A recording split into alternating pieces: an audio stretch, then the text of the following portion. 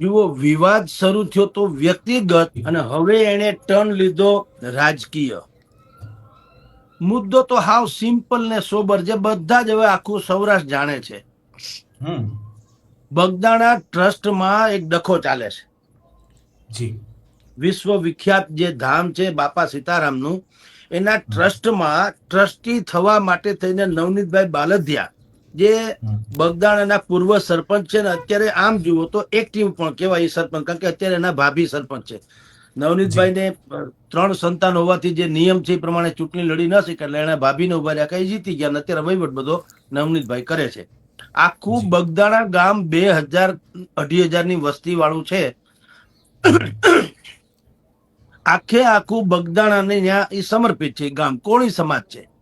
હમ બગદાણા આશ્રમમાં સેવા બધી જે કરે, લોકો જે આવે દર્શનાર્થે, ભક્તો બધા આવે, એને રાખવા કરવા, સાફ સફાઈ, જમાડવા કરવા, બધું જ બગદાણાના કોળી સમાજ છે, બગદાણા અને આસપાસના, એ બધા હમ કોળી સમાજ ત્યાં વર્ષોથી કરે છે. એને બિલકુલ ભક્તિભાવથી કરે છે. હમ સોરી.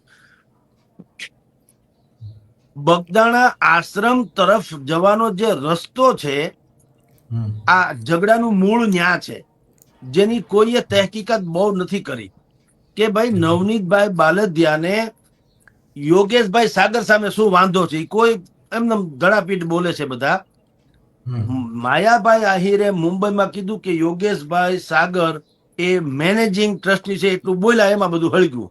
પણ કોઈ હમ તપાસ નથી કરતું કે એમાં નવનીતભાઈને શું વાંધો. નવનીતભાઈ તો ટ્રસ્ટી તો છે નહીં.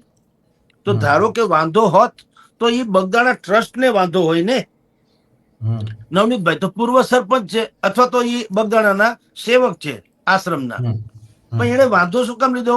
કારણ કે ઘણા લાંબા સમયથી એને ટ્રસ્ટ સાથે પણ એક ડખો ચાલે છે નવનીતભાઈને. ઓકે અને એ થોડો વાજીબ પછી એને એમ કીધું નવનીતભાઈએ કે ભાઈ બગદાણાના આશ્રમ તરફ જવાના રસ્તે બંને તરફ જે સ્ટોલ છે, ગાંઠિયા ભજીયાના છે, ચા પાણીના છે, રમકડાના છે, બીજી કોઈ ચીજ વસ્તુના છે, ધાર્મિક બધી જે માળા વગેરે વેચાતી હોય વગેરે, એ બધા જ સ્ટોલ કોળી સમાજના છે.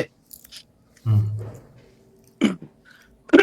યોગેશભાઈ સાગર, જે કાંદીવલી, મુંબઈના ઉપનગર કાંદીવલીના ચારકોપ વિસ્તાર છે, એના ધારાસભ્ય છે.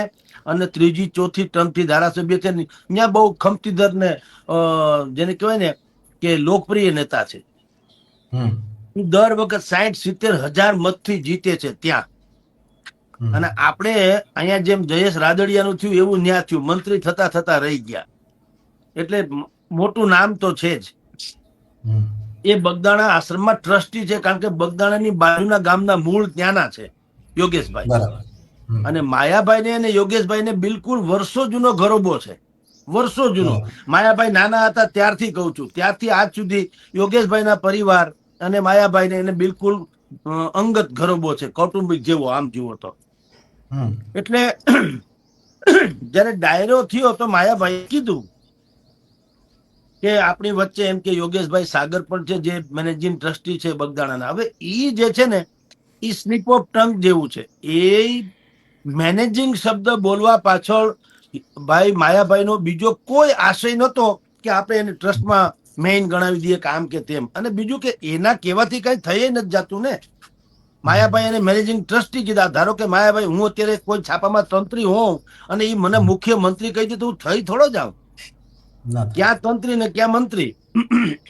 એમ એને મેનેજિંગ ટ્રસ્ટી તો મૂળ માયાભાઈને મગજમાં એવું હોય છે કે મેનેજિંગ ટ્રસ્ટી એટલે કઈક વળી માભા વાળી વાતો થાય, એમ મુખ્ય બોલવા ગયા, મુખ્ય ટ્રસ્ટી, એને ભલે મેનેજિંગ બોલ નાખ્યું. એમાં થયો ડખો. ડખો શું કામ? નવનીતભાઈ બાલદિયા, જે ત્યાંના બાગદાણાના સરપંચ, પૂર્વ સરપંચ છે, એને ટ્રસ્ટ આરે ડખો હાલે. અને એ ડખાનો મૂળ કારણ પાછા યોગેશભાઈ જ છે. હમ યોગેશભાઈ એવું ઈચ્છે છે કે આ બંને તરફ જે સ્ટોલ જે છે બગદાણાના હમ રમકડા ઇત્યાદિના, એ હટાવી દેવા. હવે ન્યા પછી ધાર્મિક કોરિડોર બનાવવા માંગતા હોય કે પછી ન્યા કોઈ બીજું કામ કરવા માંગતા, એ રામ જાણે, એ ખબર નથી.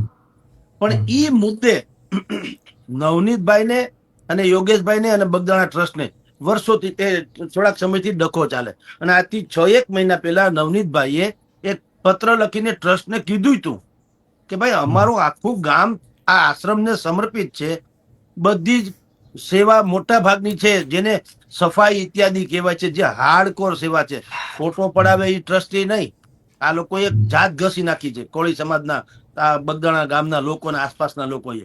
કારણ કે બધાના રોજ ભાણા ઉટકવા, આપણી ભાષામાં કહું તો હજારો લોકો ત્યાં પ્રસાદ લે છે, તો એના ભાણા ઉટકવા, સાફ સફાઈ કરવી, રસોઈ કરવી, આ બધું કામ આ કોળી સમાજ કરે.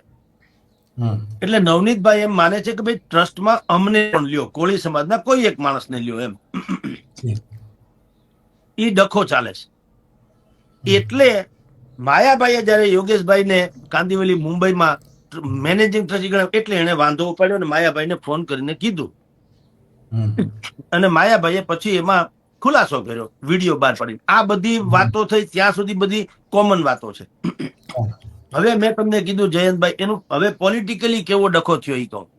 પછી માયાભાઈના દીકરાએ ભાઈને ફોન કર્યો, નવનીતભાઈને, અને એ ધમકી જેવા સ્વરમાં કર્યો, અને પછી એની ઉપર હુમલો થયો.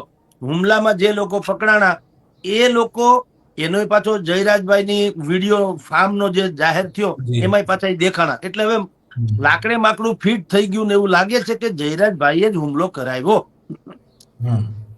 હાલાકી આમ સત્તાવાર નથી, પોલીસ તપાસનો વિષય છે, પણ કોળી સમાજના નેતાઓને એમ છે કે પોલીસ પણ આમાં આરોપી જેવું વર્તન કરે. એના જે વકીલ છે ભાઈના, નવનીતભાઈના, એને તો સ્પષ્ટ કીધું કે પોલીસની ભૂમિકા પણ શંકાસ્પદ છે.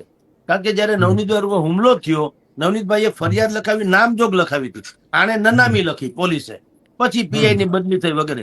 હવે ત્યાં સુધીની ઘટનાક્રમ તો લગભગ આખું સૌરાષ્ટ્ર કે ગુજરાત જાણી ગયું છે, કારણ કે અનેકો ચેનલ્સ માંડીને એમાં ડિબેટ થઈ ચૂકી છે. હવે તમે જુઓ, હવે પાર્ટ 2, અને જે ખરા અર્થમાં મુખ્ય થાય છે એ તમે જુઓ.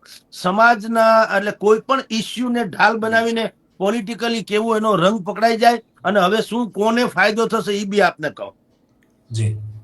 અને ઈ ચર્ચાસ્પદ ઈ છે ખરેખર. તો ઓલું ઘટનાક્રમ તો ઘટી ગયો. હવે તમે જુઓ કેવું થાય છે. આવતીકાલે એટલે સોમવારે હીરાભાઈ સોલંકી, ગુજરાત કઈ કોળી સમાજના નેતા છે, અમસ્તા પણ નેતા છે, ત્યાંના રાજુલાના ધારાસભ્ય છે, ભારતીય જનતા પાર્ટીના છે. એની આગેવાની હેઠળ નીમુબેન જે છે ભાવનગરના સાંસદ અને કેન્દ્રીય મંત્રી, એ હવે એ બધો ડખો શું થવાનો, શું થશે એ આપને કહું છું. જે અત્યારે બધા જ વર્તુળો પાસેથી આપણે વિગતો મેળવી એના આધારે કહું. એ લોકોની પેલી ડિમાન્ડ એવી હશે કે એક તો પેલી વાત તો તમે યા તો નવેસરથી FIR નોંધો, નવેસરથી નવનીતભાઈના કહેવા અનુસાર, જે પીડિત છે એ જેનું નામ આપેલું તમે લખી લો, તપાસ કરો નામમાં, અને ઓબ્વિયસલી આપણે બધા જાણીએ નામ આપવાનું છે જયરાજભાઈનું. એટલે યા તો નવેસરથી FIR નોંધવામાં આવે, અથવા તો જૂની જે FIR છે એમાં આનું નામ ઉમેરવામાં આવે. આ થયું લીગલ પ્રોસેસ. હવે આટલું જ થશે એટલે વાસ્તે ગાસ્તે જે વરઘોડો ગાંધીનગર જવાનો છે પછી અહીંયા આવીને સભાઓ કરશે, અને તાળીઓની બોછાર વચ્ચે હીરાભાઈ કહે છે કે જુઓ અમે કરાવીને કોઈ ભાઈનું નામે ચડી ગયું FIR માં, હવે કાયદાનું કામ કરશે ને આમ ને તેમ. પછી કાયદો શું કામ કરશે આપણે બધા